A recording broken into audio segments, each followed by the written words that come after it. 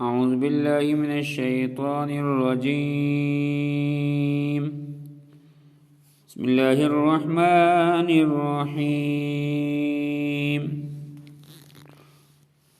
ولله غيب السماوات والأرض وما أمر الساعة إلا كلمح البصر أو هو أقرب إن الله على كل شيء قدير. والله أخرجكم من بطون أمهاتكم لا تعلمون شيئا وجعل لكم السمع والأبصار والأفئدة لعلكم تشكرون. ألم يروا إلى الطير مسخرات في جو السماء ما يمسكهن إلا الله إن في ذلك لآيات لقوم يؤمنون. والله جعل لكم من بيوتكم سكنا وجعل لكم من جلود الأنعام بيوتا تستخفونها يوم ظعنكم ويوم إقامتكم ومن أصوافها وأوبارها وأشعارها أثاثا ومتاعا إلى حين. صدق الله العظيم. زما انتهائی عزتمندو گرانو او درنو رونو، زه سراج علي ابن عمر صادق د مانګارم تاسو ته مخاطب ما سورۃ النحل ترجمه او تفسیر روزانه په بنیاد باندې تاسو مخ کې لولما نن ما تاسو مخ کې د سورۃ النحل آیت نمبر 77 78 79 او 80 تلاوت کو. الله رب العزت نے دعا ده چې الله تعالی موږ دې باندې عمل توفیق راکړي. د سورۃ النحل مخکنی مضامین ما تاسو ته ذکر کړه، خاص کر د الله رب عزت نعمتونه ذکر دي او بیا دلته الله رب عزت چې کوم دی د کفر او د اسلام چې کوم دی مثال ورکړی دی او د مؤمن او د کافر چې کوم دی دلته مثالونه ورکړي دي. والله عزت چې کوم دی بهترین ضرب الامثال کې خلق پوه کړی دی. او نن الله فرمای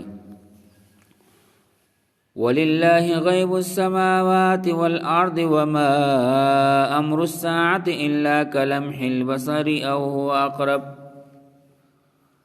او الله رب عزت لپاره د اسمانونو د زمکو غیب علم دی او هغه هر څه پیژني. وما امر الساعه الا كلمح البصر، او د قیامت معاملې چې کوم دا هغه کراتله غواړي نو هغه د سترګې د رب نه مخ کې د سترګې په رب یا د نه مخ کې چې کوم دی الله راوسته شي الله ته سکرانه نه ده. ان الله على كل شيء قدير، بیشک الله رب العزت قدرت والا دی، طاقت والا دی، په هر څه باندې قدرت لري. والله اخرجكم من بطون امهاتكم لا تعلمون شيئا. او الله رب العزت هغه ذات دی چې تاسو د مور د خېټو نه وکړی یې او تاسو ته هیڅ معلومات نه هیڅ تاسو نه پیژندو. وجعل لكم السمع والابصار والافئده لعلكم تشكرون. الله رب العزت تاسو له غوونه سترګې او زړونه پیدا کړی دي، جوړ کړی دي لعلكم تشكرون کې د تاسو شکر وباسئ. ألم يروا إلى الطير مسخرات في جو السماء. ولتاسو پرندو ته نه ګورئ انسانانو، مسخرات فی جو السماء، او د الله د حکم پابند دي د اسمان په فضا کې. ما يمسكهن الا الله، او په دغه فضا کې الله نه علاوه بل چا نه دي ټینګ کړي بلکې الله رب العزت ټینګ کړي دی په دغه فضا کې.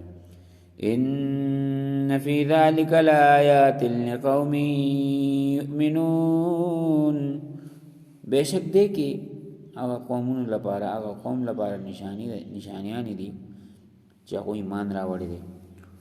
والله جعل لكم من بيوتكم سكنا، الله غزاد ته چې الله تاسو لپاره کورونه چې کوم دي د سکون ځای جوړ کړی دي. وجعل لكم جلود الانعام بيوتا، والله رب عزت تاسو لپاره د ساورو د سرمنو نه کورونه جوړ کړلی. تستخفونها يوم ظعنكم، د سفر پر ځای تاسو لپاره چې کوم دی هغه کی سہولت وی، اسانی وی، هلکه وی، هغه چرته مړې شي، خیمه لګول شي.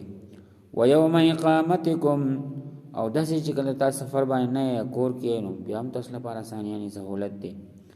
ومن اصوافها واوبارها واشعارها اثاثا ومتاعا الى حين، الله فرمای داغو وختان خاص کر د غړو وختان او اوبارها داغو پشم نری وختو، واشعارها او داغو د نور ساورو پیړل وختو، اساسا ومتاعا الى حين، دا تاسو لپاره کوم دی اساسه دا سامان دی، ومتاعا الى حين، او د کور چې کوم دی سامان دی الى حين، یو وخت مقرره پوری. الله رب العزت چې کوم دی دا مختلف ساوري الله پیدا کړی دی، وجود سرمن نه چې کوم تاسو کارونه اخلي، بیا د دوی د وختان نه تاسو کار اخلي، او د یو وخت مقرره پوری چې کوم دی تاسو لپاره بهترین سامان دی. مخکې الله فرمای والله جعل لكم مما خلق ظلالا، الله غزاد ته چې تاسو الله رب العزت کوم دی سوري پیدا کړی دي. وجعل لكم من الجبال اكنانا، او په غرونو کې الله رب عزت تاسو لپاره پناهګاهان پیدا کړی دي، پناهګاه تاسو لپاره پیدا کړی دي په غرونو کې. وجعل لكم سرابيل تقيكم الحر وسرابيل تقيكم بأسكم، الله رب عزت چې کوم دي تاسو لپاره کپڑے قمیص پیدا کړی دي د ګرمۍ نه بچ کېدو لپاره. وسرابيل تقيكم بأسكم، او بعض هغه قمیصونه جنگي قمیصونه چې تاسو په جنگ کې ځان بچ کوي، دنه زرها مراد ده. كذلك يتم نعمته عليكم لعلكم تسلمون، الله رب عزت کوم دې تاسو باندې خپل نعمتونه تام کړی دي، کې دې چې تاسو د الله خبرو مانی، تاسو تسلیم شئ هغه ته. فإن تولوا فإنما عليك البلاغ المبين، اے رسول الله صلی الله علیه وسلم کدا خلق دین با طرف ته ناراضي نو صرف استاکار دا دي چې دین رسای، بس عليك البلاغ المبين، واضح خبره تاسو دا د چې ته دین رسای او په دین باندې دوی پوه کوي. مخکې ایمان راوړل نه راوړل دا دوی خپل کار دی، او دا توفیق در رب العزت دی. يعرفون نعمت الله ثم ينكرونها، تاسو د الله نعمتونه خو پیژنئ، استعمال کوي او کار ته واخلئ. ثم ينكرونها، بیا چې کوم دي ناشکری کوي، بیا د الله د نعمتونو انکار کوي. واكثرهم الكافرون، اکثر خلق چې کوم دي کافر دي او د الله رب عزت د نعمتونو ناشکری کوي او الله باندې ایمان نه راوړي. الله رب عزت دې موږ ټول له عمل توفیق راکړي. السلام علیکم ورحمت الله وبرکاته.